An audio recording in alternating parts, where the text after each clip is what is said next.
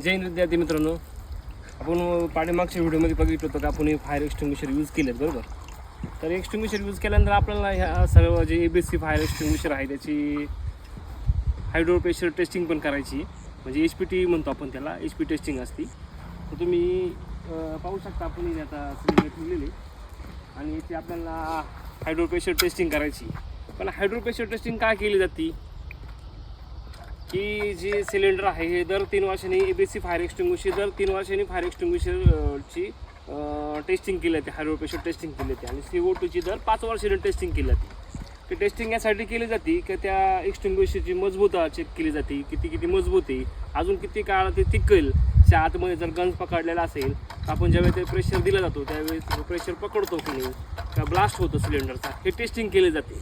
त्यासाठी hydro pressure testing केली जाते. फायर एक्सटिंग्विशरची ABC फायर एक्सटिंग्विशरची DCP फायर एक्सटिंग्विशरची दर 3 वर्षांनी HPT टेस्टिंग केली जाते व CO2 फायर एक्सटिंग्विशरची दर 5 वर्षांनी टेस्टिंग केली जाते. आपण 3 वर्षापूर्वीची हायड्रो प्रेशर टेस्टिंग केली होती.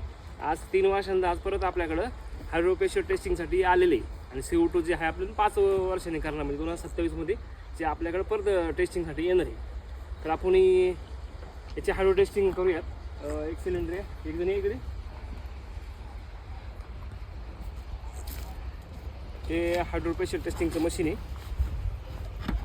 तर आपण याच्यावर इकडून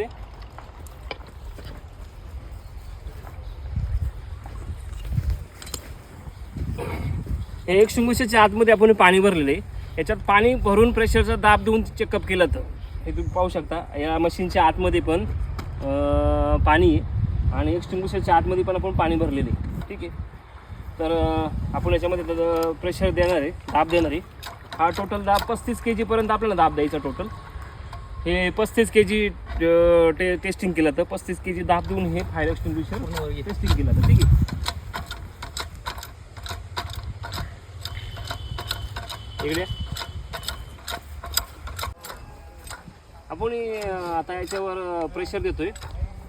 प्रेशर तुम्ही पाहू शकता की प्रेशर टोटल आपल्याला द्यायचा आहे तो 35 kg द्यायचा. अजून दे वाढव, दे अजून थोडासा अजून हां बस. ठीक आहे, बस. टोटल आपण 35 kg याच्यावर प्रेशर देतोय आणि हे प्रेशर कम से कम आपण जे होल्ड करतो हे 30 सेकंदापर्यंत होल्ड करायचं असतं. आणि होल्ड करत असताना आपण हे चेकअप करायचं, त्याला पाणी मारायचं नसतं, त्याला फक्त चेकअप करायचं की कुठं सिलेंडर फुगतोय का, फुगलाय का. त्यामध्ये जिथे वेल्डिंग केली होती जी वेल्डिंगची स्पॉट पाहू शकता तिथे, त्या वरच्या साईडनं असेल खालीच्या साईडनं जे असेल तिथे कुठून पाणी बाहेर पडतंय का हे पण आपण चेकअप करतो. त्याच्यामध्ये हे टेस्टिंगमध्ये समजतं. टोटल आता 30 सेकंदाच्या वरती टाईम होऊन गेलेला आहे आणि आपण त्याचा प्रेशर ते जो आहे तो रिलीज करतो. ठीक आहे, ओके.